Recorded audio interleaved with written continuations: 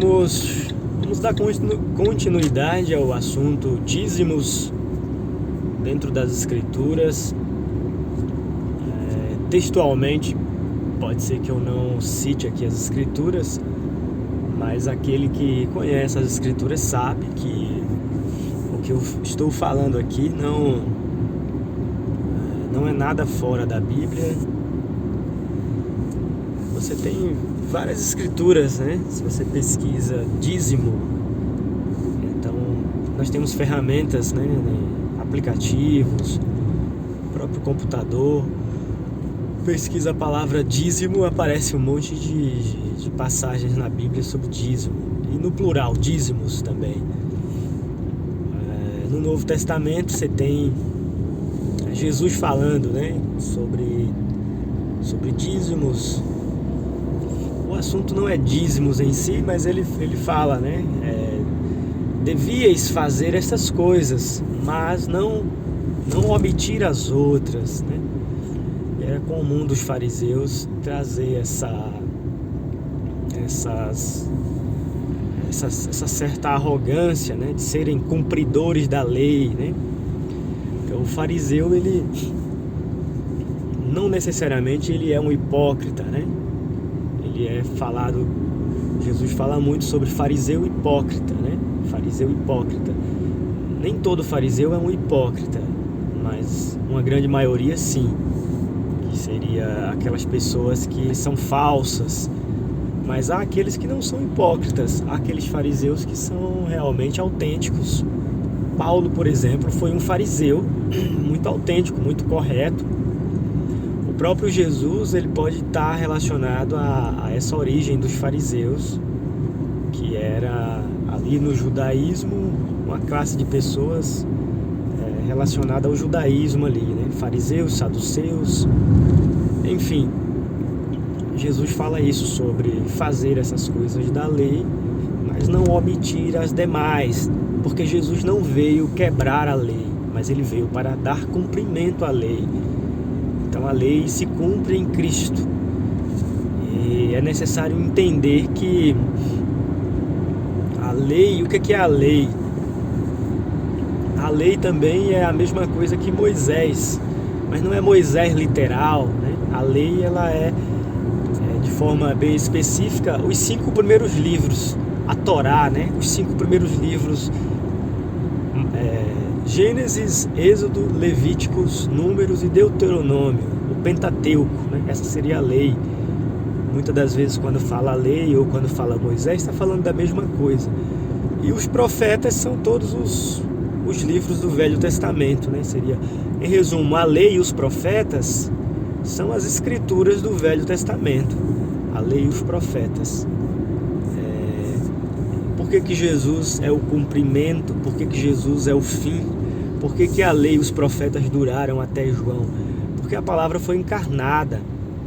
Tudo aquilo que estava escrito agora estava encarnada, estava cumprida. Então, Jesus é o cumprimento de todas as promessas.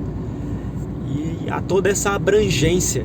Jesus não é o homem físico, mas ele é o Cristo, a palavra. Você está ouvindo Jesus hoje. Que Jesus? Aquele Jesus físico? Aquele Jesus humano? Não. O mesmo Jesus que apareceu a Paulo. Hoje a gente encontra Jesus glorificado. Na segunda carta de Paulo aos Coríntios, no capítulo 5, versículo 16, 17, por aí, Paulo vai dizer isso, que alguns conheceram a Cristo segundo a carne, contudo agora não o conhecemos mais deste modo. Então não há mais como conhecer Cristo segundo a carne. Então perceba isso, Cristo é a palavra, e Deus fala pela palavra. O que diz o Velho Testamento? Cada profeta recebia a palavra veio ao profeta. Por que não há mais profetas? Não é que Deus não está usando homens, mas é que agora nós recebemos um ministério que não pode mais ser interrompido pelo tempo. Nós não temos mais um sacerdócio arônico, nós não temos mais profetas como a lei. os nossos profetas hoje vai estar como está escrito em Efésios 4:11. São dons do alto. Pastores, apóstolos, evangelistas, doutores e mestres. E isso são dons, não são especificamente, na sua essência, não são homens, mas é o próprio Espírito ministrando. Então, é o mesmo Espírito Santo que desceu em Pentecostes e usou ali aqueles homens. Então ele continua na terra fazendo essa obra. Jesus prometeu: Ele estará convosco, vos ensinará todas as coisas. É preciso entender esse mistério de Deus na terra. Não se trata do ministério de Arão, não se trata de um templo, um sacerdócio arônico, mas Deus está usando o homem. O ponto complexo é esse: as pessoas não entendem como é que Paulo reunia o título apóstolo. Paulo não se vangloriava por isso. Apóstolo quer dizer um missionário. Apóstolo seria um ministério maior. Mas isso nada era o humano, mas era o próprio Cristo, a própria graça de Deus que foi para com Paulo. De maneira que não era Paulo, mas era Jesus em Paulo. Era o próprio Espírito Santo se expressando ali. Deus está sempre usando os homens, as pessoas. E as pessoas fazem grande confusão disso. Você só pode ser um pastor se uma igreja te designar, né? Se a igreja tal determina que você é um pastor, você então é um pastor, porque tem toda essa cobertura, esse amparo humano de uma escola, de uma denominação. Agora, isso não é diante de Deus. Quem ordenou Paulo? Você vê, por exemplo, no começo do livro de Atos, eles escolheram Matias para ser contado entre os 12. E você e eu sabemos que não tem nada sobre Matias. Então você vê que Deus trouxe Paulo. Então não é porque o homem te designou pastor que você é pastor. Não é porque a igreja te deu um título que você é. Como saber? Pela palavra, pelo mistério sendo revelado. E não é só um discurso vazio, é uma transformação de vida. Você pode simplesmente não ter nenhum desses títulos e ter esse chamado para ser um ministro. Isto é, o Espírito Santo estará te usando, se manifestando através de você. Como Paulo mesmo é um grande exemplo nisso. Ele diz que foi separado desde o nascimento para revelar o Filho de Deus nele. Isso não é exclusivo para Paulo. Os dons são muitos, mas não é só apóstolos. Ali em Efésios 4:11 tem essas cinco coisas: apóstolos, profetas, evangelistas, pastores e mestres. Por que que isso tem uma importância? E você precisa entender bem sobre isso, porque você não pode nem crer se não tiver a palavra sendo ministrada. Então os pregadores que são verdadeiros são dignos dessa tão grande honra, porque o Espírito Santo ele é a palavra, e em primeiro lugar vai estar a palavra.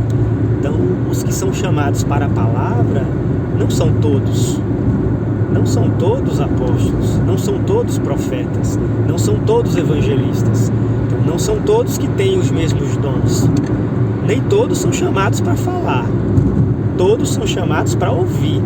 Então o próprio pregador, ele ouve de Deus, diretamente de Deus uma voz audível, diretamente de Deus inspirações que vêm na sua mente para entender a escritura e falar. Então todos ouvimos, agora nem todos falamos, porque é uma questão de dom. E está tudo certo. Quem tem o dom da palavra não é melhor do que o que está ouvindo. O corpo tem boca, tem olho, tem ouvido, tem mãos. Não, o corpo é uma unidade. Efésios 4:11 é lindíssimo, só é deturpado a compreensão disso. Isso não é uma igreja humana, uma igreja da forma que conhecemos igreja. A igreja, ela é um povo, então ela é de forma definida, né? A igreja, então ela é todos os salvos. Efésios capítulo 2, a partir do versículo 17, vai dizer que é uma família, uma fraternidade, a família de Deus, o ensinamento dos profetas e dos apóstolos, sendo Cristo a principal pedra de esquina. Nós somos um edifício, somos edificados para a morada de Deus em espírito. Então a verdadeira igreja é isso, é algo não palpável, é uma igreja invisível, é o crente de todas as eras, os crentes de todos os tempos, todos os povos da terra. Nessa carta de Paulo a Efésios, ele vai resumir em 2 povos. Ele vai dizer que são judeus e não judeus. Dos 2 povos, ele faz um só. Em Cristo Jesus há um só corpo. Ele é esse corpo. Perceba como que isso é lindíssimo quando você entende que essa grandeza toda é o próprio Espírito. Por um Espírito somos batizados formando um corpo. Então veja, que grandeza disso. Esse ministério é um ministério sem fim. Quem é o ministro? Quem é o sacerdote de Hebreus 7? Sacerdote segundo a ordem de Melquisedeque, Cristo. E Cristo está manifestado nesses homens. Quando ele enviou aqueles 11 em Mateus 28, perceba que ele vai. Então ele não envia. Você não recebeu Paulo, você não recebeu Pedro, você não recebeu o homem. Então você recebeu a palavra, mas a palavra veio em carne. Esse é o mistério, a palavra vem em carne. Então você recebe um pregador. Se você de fato recebe um pregador, você não está recebendo a carne, você está recebendo a palavra. E se você recebe a palavra, você vai se tornar a mesma. Então a palavra entra, a palavra ilumina, a palavra transforma, e isso vai continuando, né, de acordo com o próprio Espírito. Às vezes um pregador que tem um dom simples de evangelista pode levar a palavra e gerar um grande mestre, um grande apóstolo, um grande homem enviado, né? E isso não tem nada a ver com o humano. Como Paulo fala, Paulo tem uma hora que ele diz: eu trabalhei mais que todos os 11 juntos. Todos os 11 juntos não deu eu. Não traz essa glória para si. Ele fala: todavia não fui eu, mas a graça de Deus em mim. Sei de meus imitadores como eu sou de Cristo. A glória toda é para Cristo. A maneira que Deus trabalha. E então são pontos que é necessário essa compreensão. Mas, dito tudo isso, centralizemos o pensamento no dízimo. Então, o dízimo é muito simples. Os interessados no dinheiro é que trazem ensinamentos para confundir, para arrecadarem dinheiro. Se você for pesquisar na Bíblia, você vai ter basicamente 2 coisas sobre dízimos. Você vai ter dízimos alimento e você vai ter dízimo de tudo, né? Então, tudo vai incluir dinheiro também. Então a Bíblia vai dizer que Abraão deu o dízimo de tudo, até dos despojos, que era os pertences do adversário. Ao ganhar a batalha, aqueles pertences ficou para Abraão, e Abraão deu o dízimo até daquilo, né? A 10ª parte até daquilo. Então envolve tudo. Você vê no livro de Atos essa compreensão do todo, né? O Espírito Santo enchia aquelas pessoas, e aquelas pessoas se desapegavam dos bens, e então elas vendiam suas propriedades e entregava tudo ali para os apóstolos, e os apóstolos devolviam, e então ninguém dizia que o que tinha era propriamente seu, e aquilo é uma fraternidade maravilhosa. Aquilo ali é o máximo, aquilo ali é o modelo. O modelo de igreja é Atos dos Apóstolos, é Atos do Espírito Santo nos apóstolos, é Deus encarnado num corpo de crentes, o reino dos céus sendo manifestado. Então, quando você tem essa unidade da fé, então você está entre irmãos que não estão materialistas, que não estão apegados aos bens. Então, o que acontece com as colaborações financeiras? Não há necessidade de haver uma petição, uma cobrança. O ponto central é: os apóstolos não pediam nada. Então, essa forma que as igrejas abordam, colocando, por exemplo, os Malaquias capítulo 3, versículo 10, trazei os dízimos para a casa do tesouro, para que haja mantimento na casa de Deus, e eu abrirei as portas do céu. Isso está falando de lavoura literal. Na letra ali está falando de algo literal. As portas do céu seriam chuvas para as lavouras, e ali no contexto ele vai falar das pragas. Havendo essa harmonia do homem com Deus, Deus deteria as pragas, a lagarta, o pulgão, o gafanhoto, a lagosta, né? Lagarta. Essas pragas em si, está lá escrito no Malaquias 3. Pela letra, literalmente, está falando da lavoura, e aquele dízimo ali, especificamente, está dito, alimento, né? Para que haja mantimento, que seria alimentos. Dinheiro sempre existiu, dinheiro existiu há muito tempo, então o texto não está falando de dinheiro, não é porque não existisse, mas é porque estava falando de alimento mesmo. E eles aplicam isso para dinheiro de forma equivocada, porque eles estão interessados em dinheiro. Eles acabam sendo essas pragas, né? Eles se tornam esses homens, essas bestas que só pensam no ventre. O Deus deles é o dinheiro. Mas quando você entende essas coisas, você, como ministro dessa palavra, como um pregador nesse ministério do Espírito, você vai fazer como Paulo. Você não vai cobrar das pessoas, e tudo aquilo que entrar como oferta é para todos, especificamente é seu. Como pregador, você é um tipo de Cristo. Então, se o pregador está ministrando as coisas espirituais, há algum erro de você o comunicar com as coisas carnais?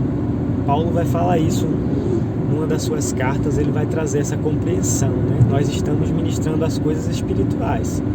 Seria um absurdo vocês nos compartilhar as carnais? Não, de modo algum. O ponto é, nós que somos espirituais não vamos nos embaraçar com isso. Nós que somos espirituais temos o discernimento das coisas espirituais e também das carnais. Então, um verdadeiro pregador não vai ter interesse no que é seu, mas vai ter interesse em você, na sua alma, em ministrar essa salvação.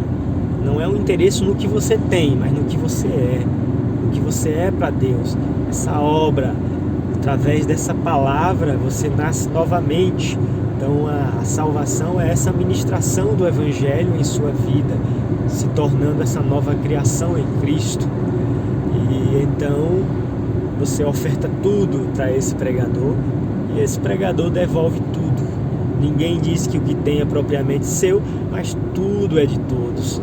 E especificamente o pregador precisa sim trabalhar, precisa sim dar o exemplo. Não tem essa de viver exclusivamente para a palavra.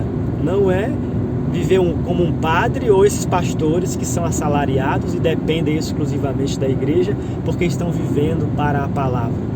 Isso é uma coisa entre os homens. Viver exclusivamente para a palavra é você ter sido chamado como Paulo foi, como os apóstolos foram e como hoje o Espírito Santo usa pessoas. O pregador, ele já nasceu designado desde o ventre, porque é um chamado desde toda a eternidade. É o Espírito Santo quem usa a quem ele quer. Então não é que você vai deixar de trabalhar, ao contrário, para cumprir aquele grande exemplo que Paulo era, a gente precisa trabalhar sim, ser o exemplo em tudo. Todos os pregadores precisam ser exemplo em tudo na vida. Por isso que convém que o pastor, o bispo, ele seja irrepreensível marido de uma só mulher. Então porque é o exemplo de tudo, a fé dos quais imitai. Agora, se você acha que tem que ser assalariado, todo mundo então vai querer, né? Todo mundo vai querer. Quem é que vai gerar dinheiro? É uma espécie de comunismo, né? Vamos repartir dinheiro é mágico, né? Então vamos distribuir rendas. Não tem nada a ver com isso. Tem que trabalhar pelo suor do rosto, não ser pesado ao irmão. O Espírito Santo constrangerá todos esses que recebem o Espírito a serem exatamente assim. E esse é um bom constrangimento, é um sentimento verdadeiro, maravilhoso, honesto, aonde você está fazendo tudo correto e não vai estar firmado num salário de igreja, né? Você vai estar ministrando dessa forma, trazendo essa compreensão, quebrando essa ideia de placas, esse sistema denominacional. Como pastor, você precisa cortar esse cordão umbilical do pastor presidente. Então você não precisa ter essa ligação denominacional. Isso é um sistema. A ligação que você tem que ter é com o cabeça, que é Cristo. Então esse Cristo é o cabeça e o corpo. Então o Espírito gera membros. A ligação é essa, é uma ligação interdenominacional, não é denominacional, não é algo humano, mas é uma ligação aonde estiver 2 ou 3 reunidos em meu nome. Então é uma ligação do Espírito. Não tem nada a ver essa comunhão humana. Você sai de uma igreja para outra, isso é um mecanismo humano. Quando você começa a compreender essa verdadeira igreja, então a igreja do homem não te satisfaz. Você não terá medo de sair do sistema religioso. Você não ama mais a glória dos homens, agora você ama a glória de Deus. Se você tem uma igreja com 100 membros, com 1000 membros, não importa. Você vai saber que esses membros não são membros seus, não são ovelhas suas. Se você é um verdadeiro pastor, um verdadeiro pregador, você vai anunciar essa verdade.